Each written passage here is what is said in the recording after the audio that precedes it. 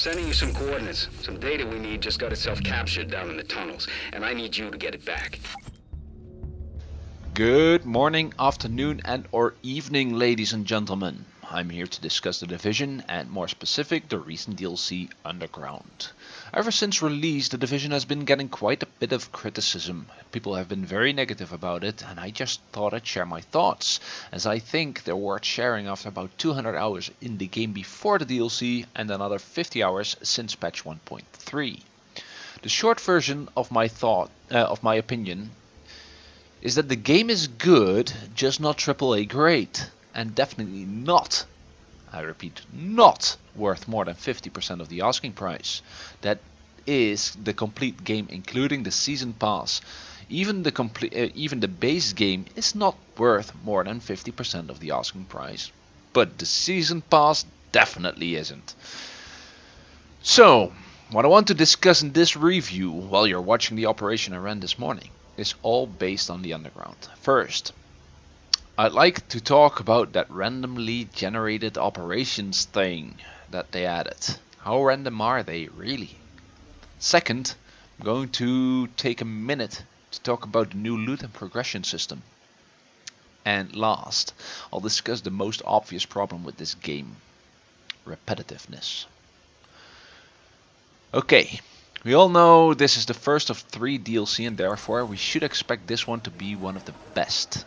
After all, if this one falls flat, not many people will consider getting the season pass.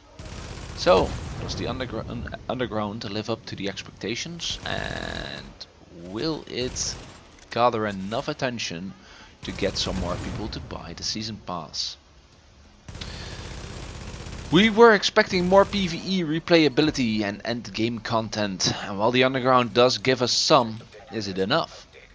No, it is not, is the short answer. Simply put, the random generated operations aren't so random, and the hours of replayability and never doing the same thing twice is a huge exaggeration. When we ran our second operation, we already ran across some areas that we walked through in the first, and after about 50 hours I don't need the compass to tell me where stuff is. Basically the map is generated like this: you get your start area, then you get an encounter, then you get another encounter, then you get a restock, and then you get a boss encounter. And it's the same thing every time. Encounters are always in the same encounter area, restock is always in the same restock areas, and the boss encounter can be in specific boss areas or just normal encounter areas. This largely depends on the operation. When you're taking out a boss, he usually gets his own area. When you're doing some random patrol, like recover the report or check on the missing patrol, whatever, then it's usually your normal encounter area. Now, this sounds really bad, but let me get into it. You have a few different types of encounter areas, like you'll see in the video,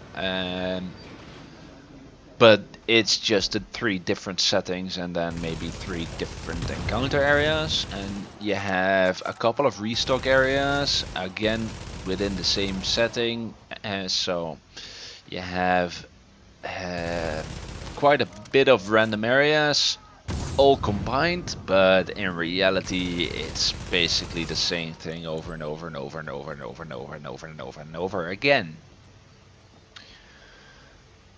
So since it's always the same, this basically means that you can rush a hard mode without the compass, as I'm doing now, and with limited bullets, because you can exploit, well, not really exploit is such a negative word, but you can use the Lone Star set, which gives 100% extra ammo, and the police backpack for the season pass holders, which gives another 75% extra ammo capacity, to just bypass half of the directives. Then you get the most out of your time, but it's still way too many runs needed for your next rank. And you can do it in 15 minutes, so that's okay, but what are you doing the rest of the day? Yeah. Yeah, so the random generated operations really need to be expanded. More areas, more mission types, more settings would be nice too. Like the first mission is pretty cool, especially the glow in the dark neon blacklight underground dance hall bit is brilliant. Some of you might have seen the Twitter pic. They were really proud of that specific area, but let me tell you, heads up, that's the only place they'll be proud of, because the rest is the same gray, boring stuff that you see in this video. Okay. These are train tracks. Some are sewers, like where I'm running now, and some are, and there is this mall area. But that's the 3 settings you get. That's it. No neon glow in the dark shit like the first mission. No awesome stuff like that. Definitely not. The first mission is the same for everyone. Exactly the same. No random generated content there. And after that you get the same grey blob. At one point I don't even know whether I'm running in the sewers or the train tracks or the mall. It's all the same to me, because well, 50 hours in, it's all the fucking same. The only thing that I still notice are shit, lost my battalion, because they cost a lot of bullets to get down, or yay cleaners, because that means a lot of free fire. That's one of the perks of new set. But again, I get distracted, as I always do. So where was I? Well, apart from that first mission, be prepared for a lot of grey blobbish repetitiveness in the random generated content. So next up, let's talk about the new loot and progression system. As you might have noticed in the beginning when I opened my inventory to show you,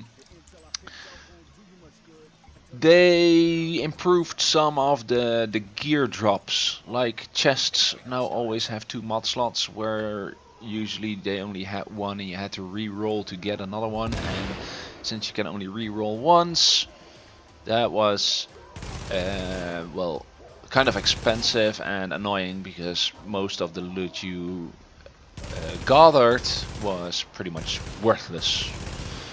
Now they've improved a little on that, so now that when you get wrong loot, you can still re-roll it quite easily to make it worth your while, or at least to make it acceptable loot. But then comes the next problem, and this is the main thing regarding the loot and progression system.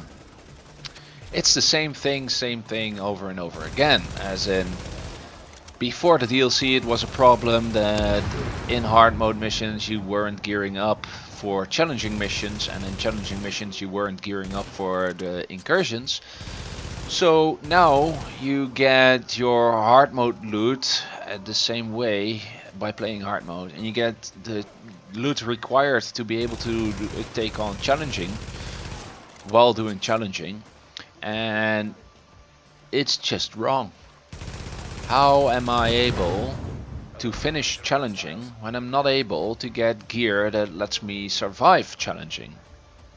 Unless I survive challenging. It's a vicious circle. You can start without starting. Great. So, just to give you an idea, I'm nearly maxed geared, and together with my buddies, the lowest one of us is geared at 225 and I'm geared at 246, so we average out at about 230, 235. The recommended gear for challenging, according to the operations thing, is I think 200, maybe 230. Yeah, it's not, because we get one shot. Like, even an assault rifle only needs 2 shots to the face, or to anywhere really, even if it's your hand because you're blind firing out of a corner. Doesn't matter, 2 shots and you're dead from an assault rifle is ridiculous. Even with 75% damage mitigation and 102k health, as my character has, I should be able to survive longer than that. I should not be able to get 1 shot or 2 shots. 75% damage mitigation, plus 102k health, plus an overheal means I have 130k health, and if they one-shot me, that means they have to do about 600k damage with one shot. Yeah, that's kind of ridiculous, isn't it? I thought so. Considering that even if we did challenging, the drops wouldn't be good enough to be better than my current gear, because the maximum drop is 240, although you have a slight chance for 268, and I'm wearing almost all 268, I would say the scaling is frigging off. Not to mention the fact that if you go outside and you try the new heroic dungeon, heroic missions, they're way easier. The enemies are a level lower, and they come both in veteran and elite, whereas in challenging they seem to only come in elite. And we 3-manned heroic Hudson refugee camp yesterday, and it wasn't easy, but it was nowhere near as painful as challenging operations in the underground. Ubisoft definitely needs to talk to their developers, because this mismatch in mechanics and descriptions isn't new either. You can find this in weapon talents that say this weapon, whereas all weapon talents are only specifically for that weapon. Why does a weapon talent need to say this weapon when it's already all weapons? I spent my first 20 hours confused why some talents wouldn't trigger when they were on a different weapon. Just because one of my talents said this weapon, and I therefore assumed that all talents would be active all the time unless they would say this weapon. So yeah, there is kind of a misinformation, mismatch in descriptions, and difficulty naming in this entire game. Heroic missions are easier than hard mode operations, and hard mode incursions are easier than challenging operations, and I would say there needs to be a little bit more scaling and a little bit more control when it comes to this part of the game. So last, I'd like to shortly pick up on something I've already hinted. This DLC and the future DLCs as well are supposed to add to the game and decrease repetitive gameplay. Did it help so far? Short answer, again, no it did not. Sure, the first few hours leveling up is fast enough and it is interesting, but right now my character is ranked 29. The last hours I spent in the underground are just running circles, gathering crafting materials and ranking up. No effort, no wow factor caused by random areas that I hadn't seen yet. Nothing. Just running circles, gathering the only thing that really matters in this latest DLC, experience. Because experience leads to underground cache, and the underground cache is the only reliable source of endgame worthy gear. One circle takes about 15 to 20 minutes and nets us about 2k experience. For rank 30 I need 18k experience, in other words 9 circles. So that's about 3 hours of running in circles. I don't know how you feel about running circles. I don't know, maybe you like NASCAR. But I don't. I don't like seeing the same thing over and over and over and over and over and over and over again. I don't like doing the same thing over and over and over and over and over and over and over again.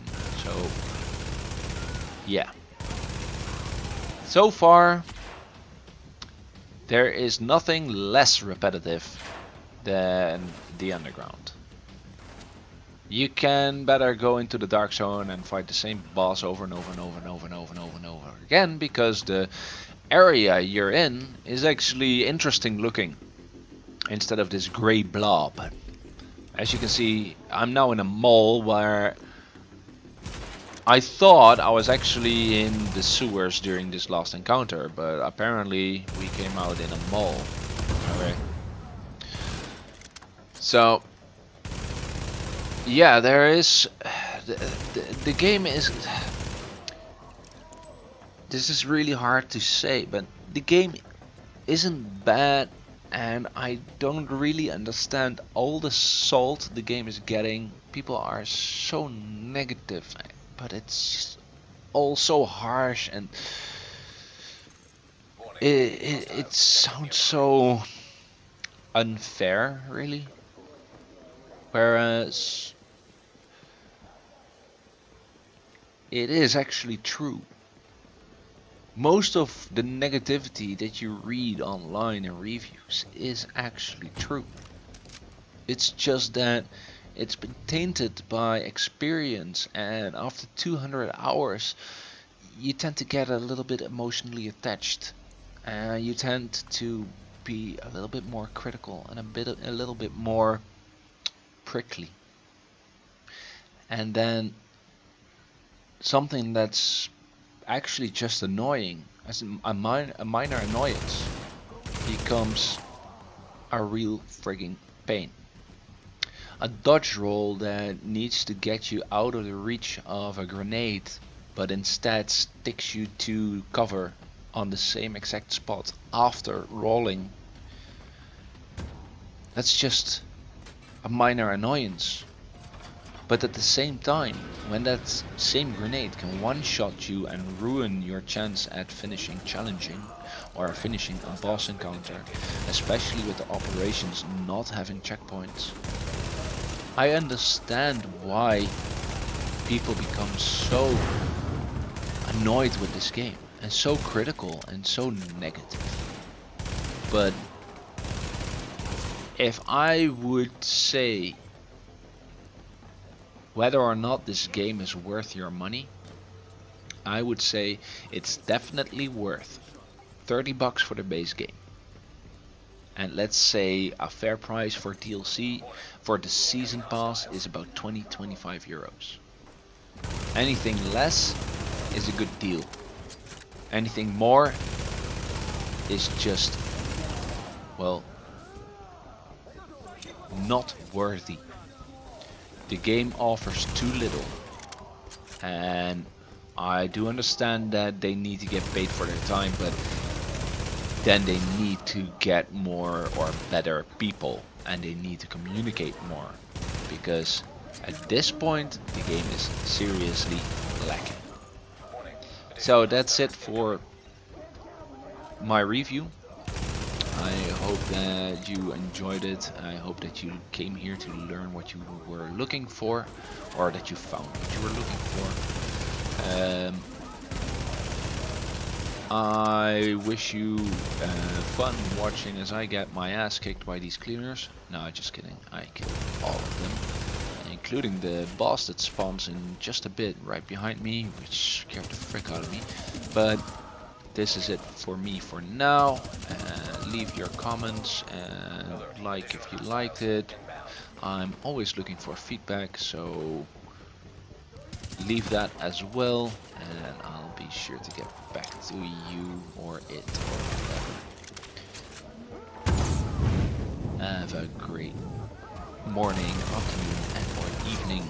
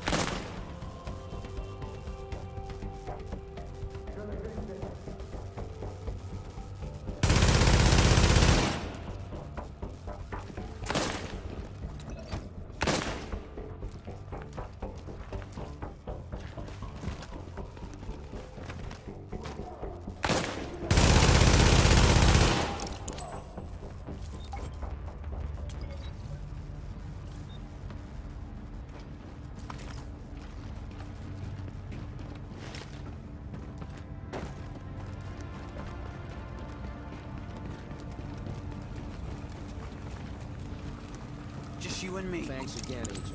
We'll mop up down here. You get back to base. That was too close. Thanks for saving my people.